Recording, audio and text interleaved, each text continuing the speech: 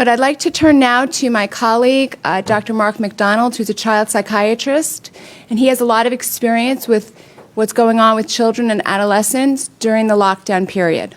Thank you.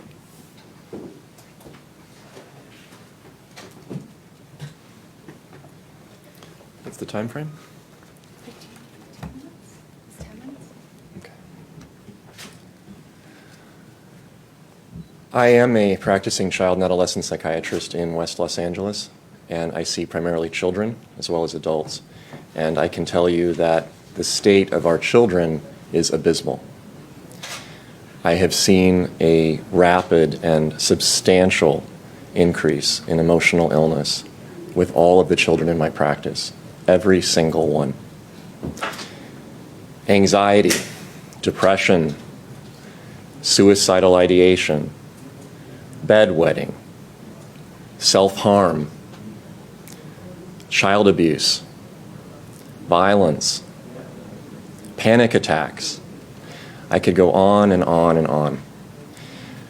A parent came to me last week and said, I tried to take my 8-year-old daughter to the beach. She grabbed my leg and she said, Daddy, we can't go to the beach. And he said, why can't we go to the beach? And she said, Daddy, because there are other people there. This little girl was completely well and completely healthy until this pandemic began. The pandemic, in my mind, is not so much a medical pandemic, it's an emotional pandemic. And this emotional pandemic is based on and centered around fear. The fear is real, but it's not based on reality. I have tried to provide facts, data, statistics, information to my patients and their parents for weeks and months. Some of them do listen.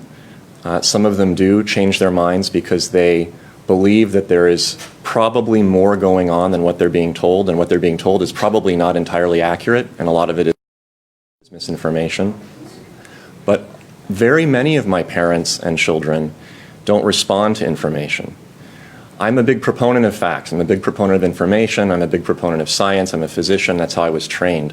But I also know that unless we deal with this fear and we take it and face it head on, the information will not be of use. You cannot use information, no matter how accurate it is, unless you are in a calm state of mind. Anybody who's worked in the military knows this. When you are in a state of panic, when you are terrorized, when you are traumatized, you cannot think clearly. Most of the adults in my practice with children that come in for treatment are in that state. They are not responsive to information.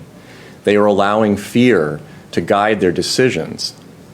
They're refusing to bring their children in. They're insisting on Zoom or telephone calls. They're preventing their children from playing outside.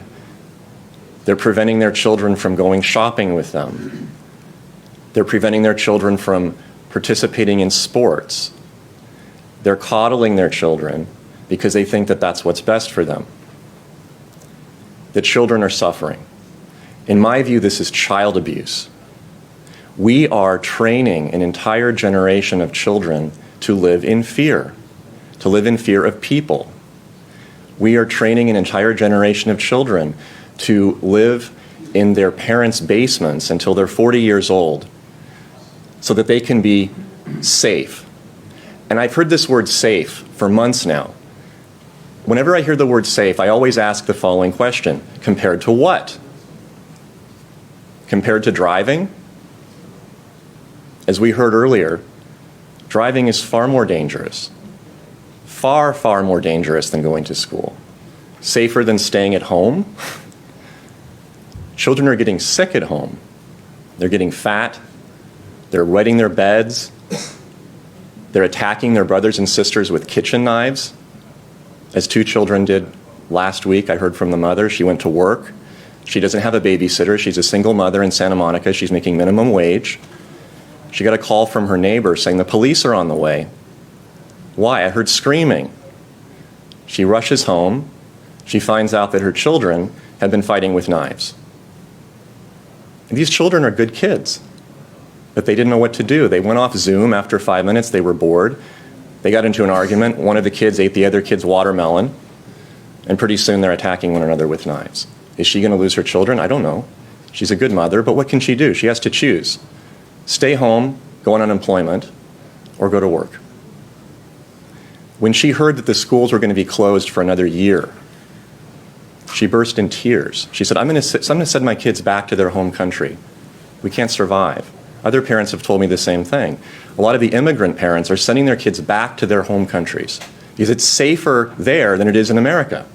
Imagine that. They move away from a poor country to the United States, and they send their kids back because it's safer there.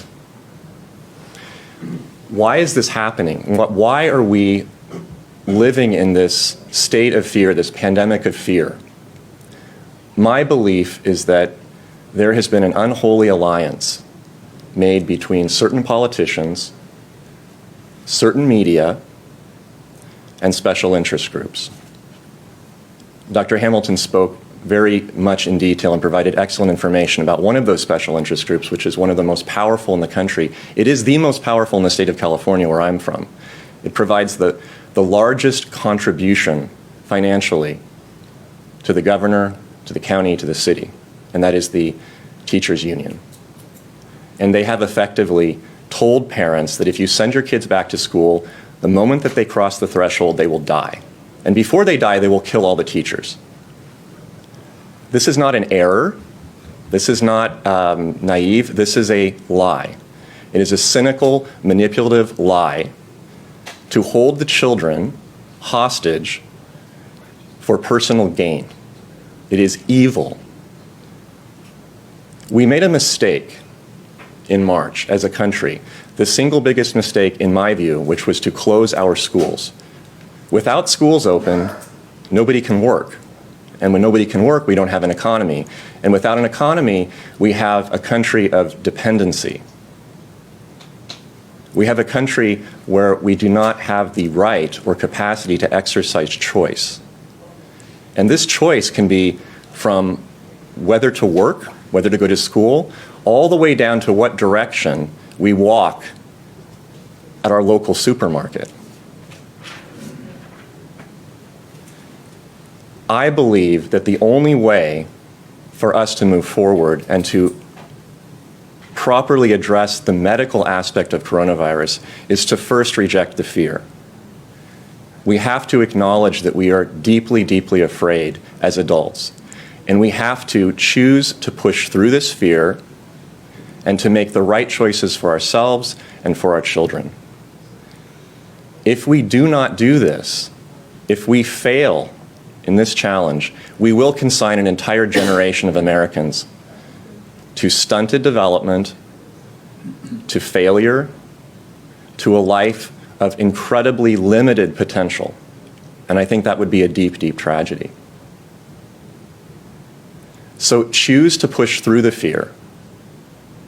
Choose to reject the lies and the manipulation that you are hearing from your local politicians, from your media, from your teachers' unions. They do not have your best interest at heart.